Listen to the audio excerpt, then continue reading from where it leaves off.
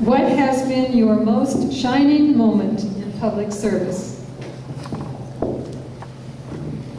Well, it would be hard to pick one moment. I've spent over 40 years working in the community as a volunteer, working with nonprofits. I'm a 35-year plus member of the Riverside Women's Club. I'm a 15-year member of Kiwanis Club. I've served, as I said, on the Riverside Housing Development Corporation, the City Library Board of Trustees, the YWCA of Riverside County, and the list goes on and on. These are all efforts on my part to serve my community. I feel strongly that everyone is a servant, and we should all work towards the betterment of the greater community as a whole.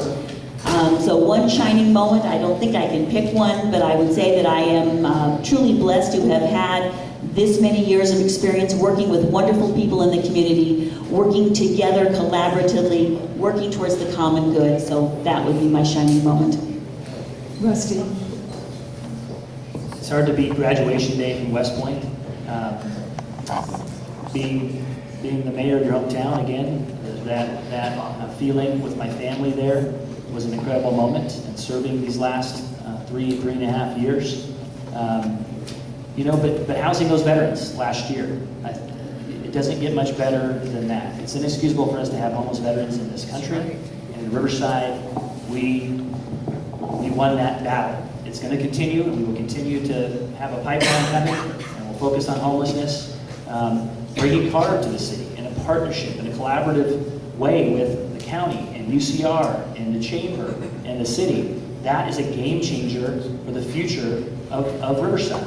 Having 400 plus highly educated employees coming to town, and then those open positions that will, over the years, be filled by Riversiders. That was an incredible moment in our history, and I'll never forget it. So I think and teaching. I love when my students come to my office at the mayor's office, and we get to talk about what they've accomplished. Thank you. Paul, what has been your most shining moment in public service? Well, when I was elected in 2009, I was that guy that wasn't supposed to be elected. That was pretty clear. However, one of the first things I did was not accept an LFR assistant. I provided for 2.5 years all that funding to the youth programs to restore them, and not accepting that assistance funding. And by funding the youth programs in addition to the civic programs that were defunded at the time, it gave an opportunity for the youth to become re-engaged.